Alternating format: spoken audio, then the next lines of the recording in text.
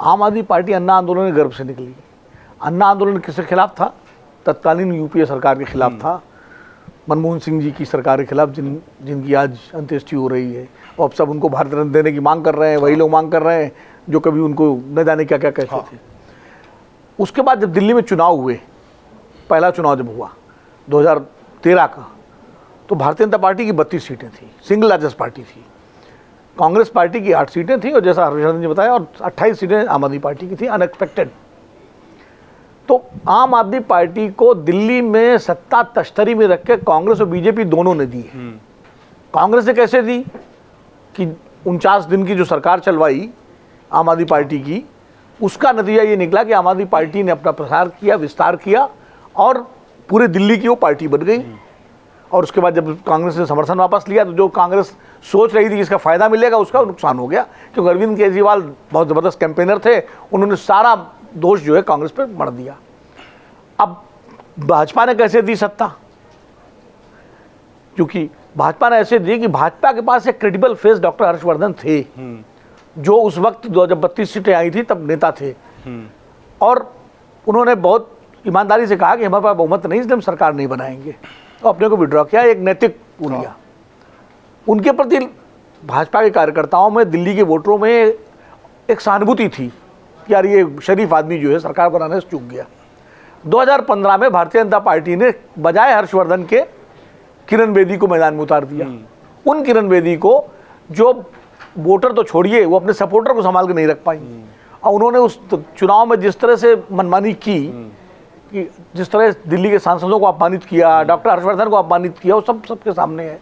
नतीजा ये हुआ कि पूरा भाजपा का कैडर से लेकर के और वोटर तक जो है काफ़ी बड़ी संख्या में, कांग्रेस का तो गया ही गया, वो तो चला ही जा चुका था, उसने भी आम आदमी पार्टी को सपोर्ट कर दिया। तो दोनों के कंधों पर चढ़ करके आम आदमी पार्टी दिल्ली की सबसे बड़ी पार्टी बनी।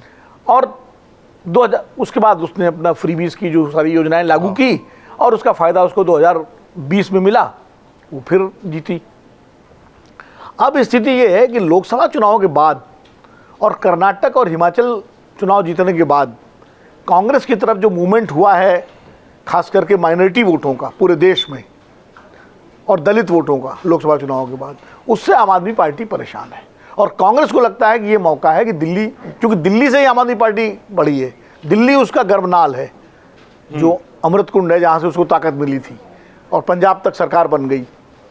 तो कांग्रेस मानती है कि अगर आम आदमी पार्टी दिल्ली से ख़त्म हो जाए तो फिर पंजाब में भी उसको हराना आसान हो जाएगा, और फिर वो देश में उसका जो एक नैरेटिव बन रहा था वो कि वो सेंट्रलिस्ट फोर्स बन सकती है बीजेपी के खिलाफ, वो ख़त्म हो जाएगा पूरी तरह से।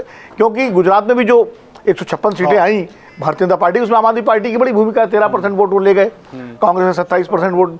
हाँ, तो ये कांग्रेस, इसलिए कांग्रेस एडमेंट है इस बार दिल्ली में कि हमारी सरकार बने न बने, लेकिन आम आदमी पार्टी की न बने।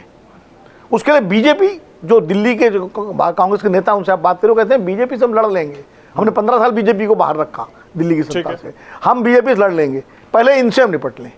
और ये बात मतलब कांग्रेस के लगभग दिल्ली के तो हर कार्यकर्ता के मन में है, और देश के बाहर भी, प्रदेश दिल्ली के बाहर भी कई कार्यकर्ता, नेता जरूर सुविधा, यहाँ तक कि लोकसभा का जब चुनाव हुआ तो देखिए पंजाब के नेताओं ने फुट डाउन कर दिया कि हम नहीं अलायंस करेंगे, और इंडिया गठबंधन वहाँ अलग अलग लड़ा। आम आदमी पार्टी अलग लड़ी और वो अलग लड़े, दिल्ली में अलायंस था।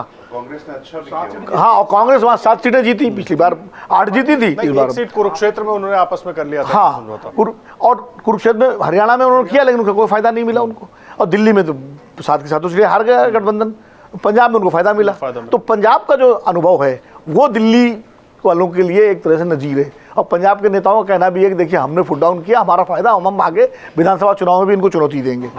तो वो उस रणनीति पर कांग्रेस चल रही है। इसलिए कांग्रेस ने अपने मजबूत कैंडिडेट उतारने, जो उस पास हैं, जितने मजबूत हो सकते हैं, सबको लगभग उतार दिया है। जैसा भी राक्षस जी ने भी कहा कि अच्छे कैंडिडेट दिए, चुनाव जीते या हारे अलग बात है, उसका वोट अच्छा परसेंटेज मिलेगा।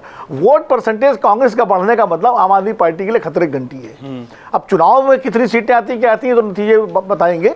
लेकिन और बीजेपी के साथ क्या है, बीजेपी का जो फिक्स वोट है 32 से 34%, वो उसके साथ है हर परिस्थिति में। लेकिन हर्षवर्धन जी ने जो कहा कि चेहरे का महत्व होता है, हाँ, क्योंकि 32-34% वोट के बाद जो आपको अतिरिक्त 6-7% वोट चाहिए सरकार बनाने के लिए, हाँ, वो चेहरे पे मिलता है। वो चेहरे पे मिलता। तो वो चेहरा आम आदमी बीजेपी अभी तक नहीं दे पाई। अब एक और मैं बात करने जा रहा जी। हूँ, बीजेपी की रणनीति समझ लीजिए।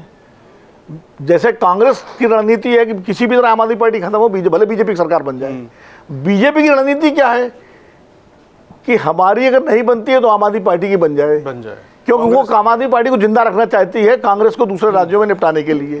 ये बीजेपी की भी रणनीति है, इसीलिए शायद वो चेहरा नहीं दे रही है कि भाई ठीक है। तो बी टीम और सी टीम कौन किसकी है ये तो मैं नहीं कहूंगा, लेकिन रणनीति दोनों की ऐसी है। अगर आप ये वीडियो YouTube पर देख रहे हैं तो हमारे चैनल को सब्सक्राइब कर बेल आइकन दबाएं, और Facebook पर देख रहे हैं तो हमारे पेज को लाइक करें।